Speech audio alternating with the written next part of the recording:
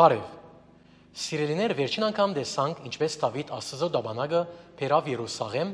երգերով գծնձար դերոճմով եւ գբարեր ամենասուրբը փարապանելով։ Այսօր պիտի տեսնենք երկրորդ թագավորաց 7-րդ գլխուն մեջ այն ուխտը, որ Աստված կատարեց Դավիթի հետ։ Այս գլուխը 5 դագարանի ամենակարևոր գլուխներեն մեկն է։ Շատ դժվար է հասկանալ մարգարեությունները առանց նախապես գիտնալու այս ուխտի մասին։ Այս ուխտը կարևոր է, որովհետև նոր գդագարանը Մատթեոս 1:1-ը այսպես կսկսի. Քիրք ծնունդին Հիսուս Քրիստոսի Դավիթի որդիին Աբրահամի որդիին։ Հուգաս բժիշկը գկրե Հուգաս 1:32-ի մեջ եւ գսե. Դեր Աստված անոր, այսինքն Հիսուսի, պիտի դա իր հորը Դավիթին աթորը։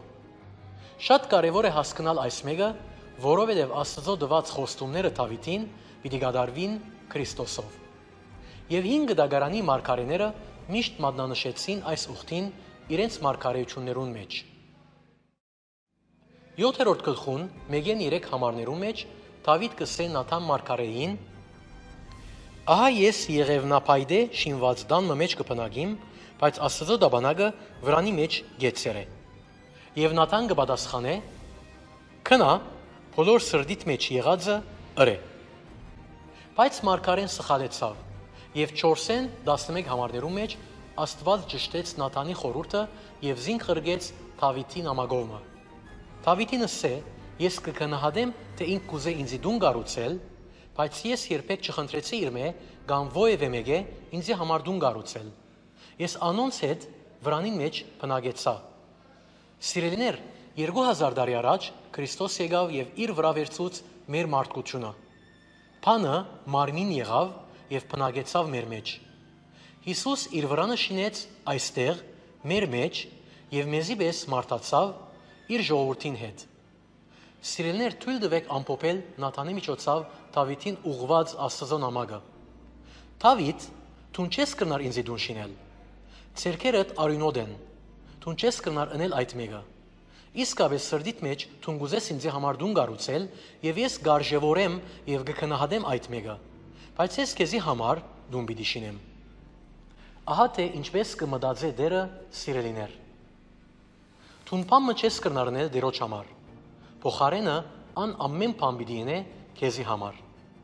Այսօր մեզ մեջ շատեր շատ քիչ բան գնեն դերոջ համար, մենք նույնիսկ արժանի չենք, որ ան մեզի համար մեծ բաներն է։ Սակայն գտեսնենք Աստված կսե Դավիթին, թե իրեն դուն պիտի շինե։ 12-ին 13 համարներում մեջ Աստված կսե Դավիթին. Քեզ մե յետքը քու երանքետ ելող զավակդ պիտի բարձրացնեմ,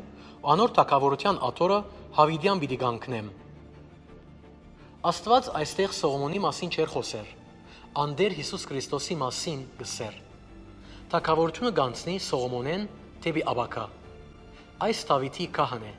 եւ իդի հաստատվի Հավիդյան։ Յետքը Աստված գսե. Ես անոր հայր պիտի ելնամ։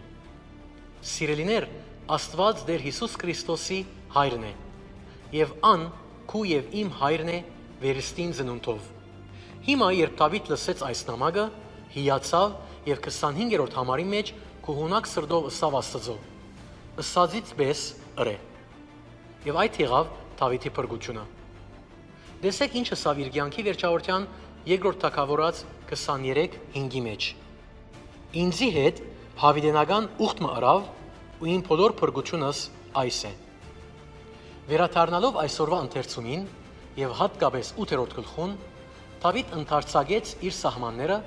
թագավորությունը մեծնելով եւ զայն ամբողջությամբ հաստատելով։ Իսկ 14-րդ համարի մեջ գսե.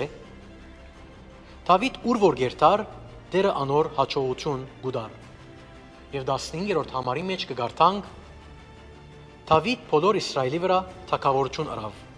Դավիթ իր բոլոր ժողովրդին իրավունք ու արդարություն գներ։